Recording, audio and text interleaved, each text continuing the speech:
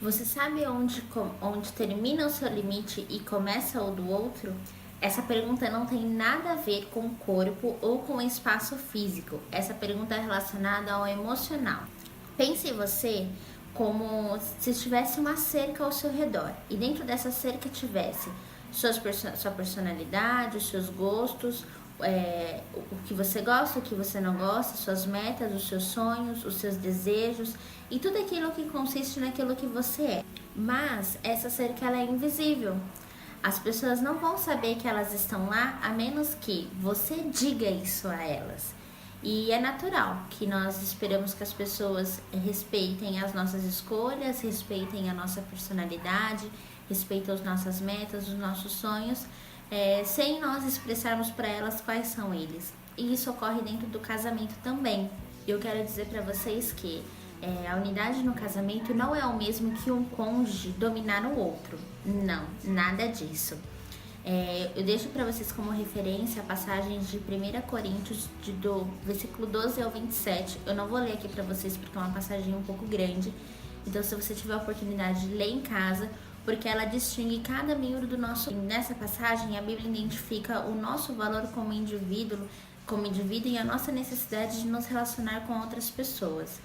E aqui eu quero sugerir que cada uma de nós, seja casado ou solteira, sejam pessoas distintas e únicas, que merecem 2 tipos de respeito dos outros, que consiste o dos outros devem nos tratar como pessoas distintas, com personalidade, com aversões, sentimentos e propriedades diferentes.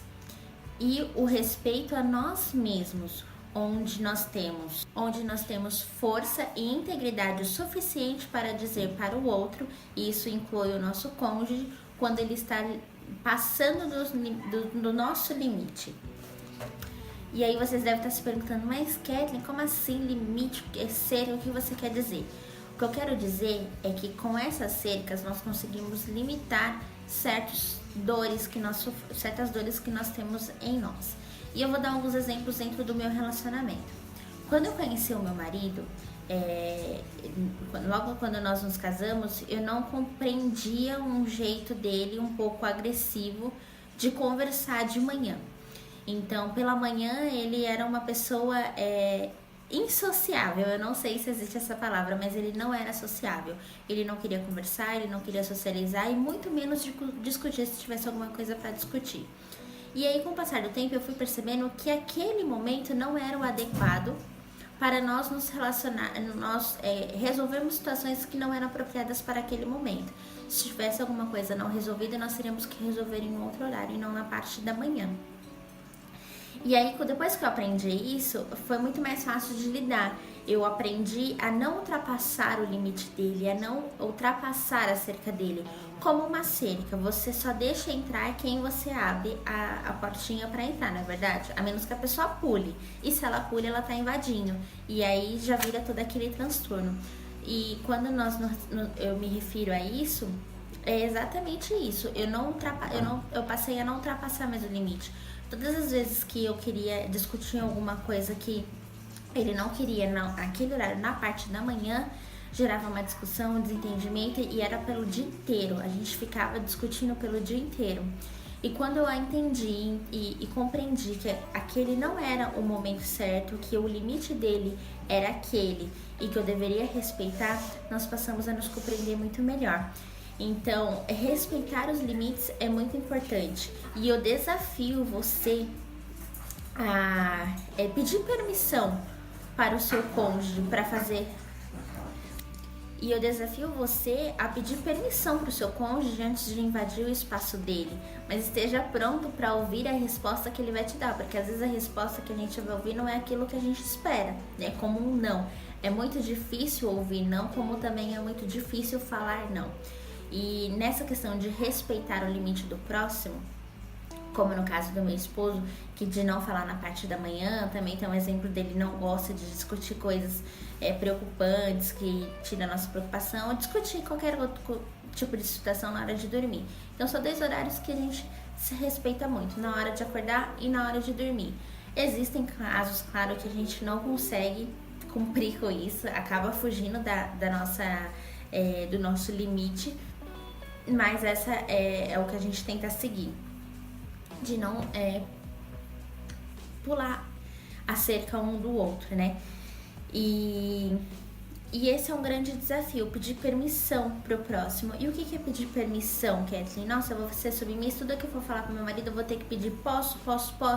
Não é questão de tudo você pedir posso, mas é a maneira como você vai conduzir isso. Por exemplo, se eu sei que o meu esposo não gosta de conversar sobre certos assuntos na parte da manhã, no horário que ele acorda, ou no horário que a gente vai dormir, cabe a mim perguntar, podemos conversar sobre esse assunto? Podemos resolver isso agora?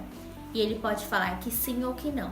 Se ele falar que sim, nós vamos discutir de forma educada e madura sobre aquele assunto que precisa ser resolvido, precisa ser tratado, mas eu preciso estar pronta e disposta caso ele fale que não.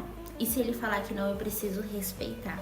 E aí, esse respeitar é uma fase que é algo que entra no título do nosso vídeo. Você é responsável pela sua dor. Porque se você não respeita o cônjuge, você acaba gerando um transtorno, você acaba gerando um conflito e isso acaba gerando dor. Não só para você, mas para o seu cônjuge também. E ou ao contrário, você precisa aprender a dar limites e também a dizer não.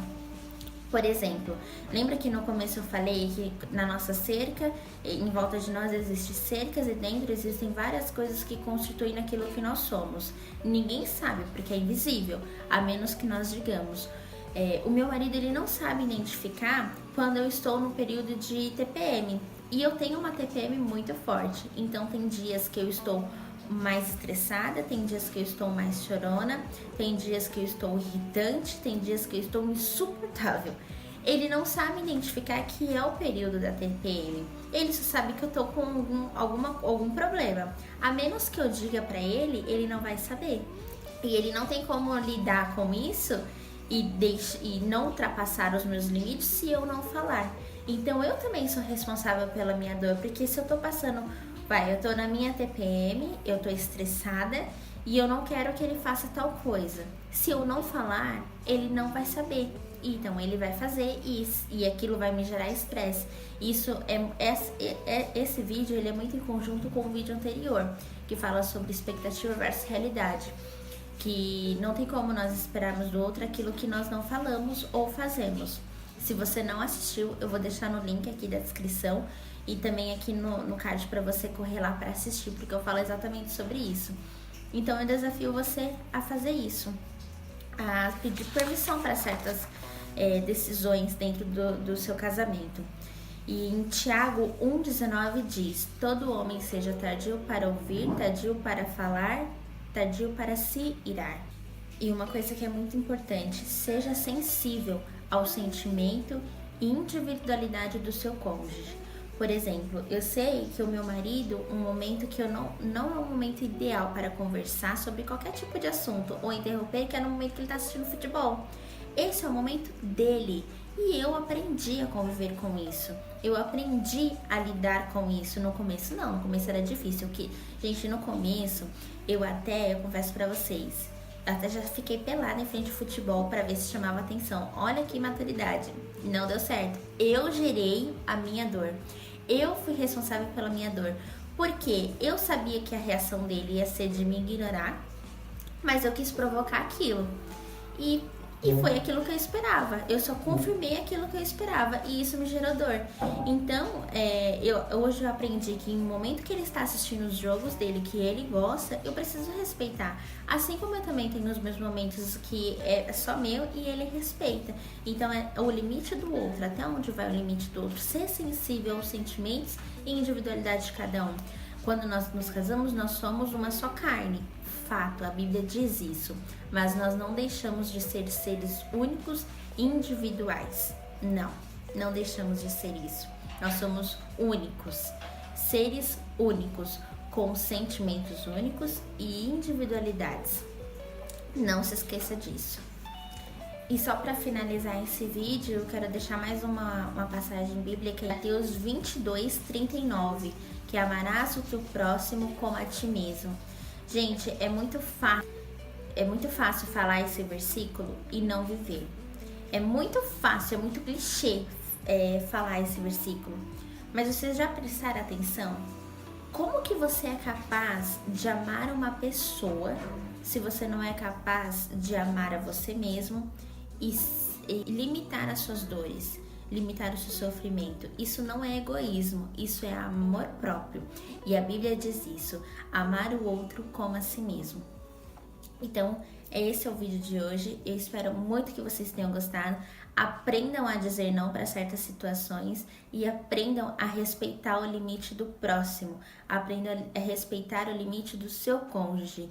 Se tem alguma coisa que tá ali desalinhada, volta lá no vídeo anterior, vê sobre expectativa versus realidade para você entender melhor sobre como evitar certas situações, certos sofrimentos, certas expectativas, certas dores e evitar ser tão responsável pelo seu sofrimento. Eu espero muito que vocês tenham gostado e até o próximo vídeo. Um beijo, Deus te abençoe. Tchau!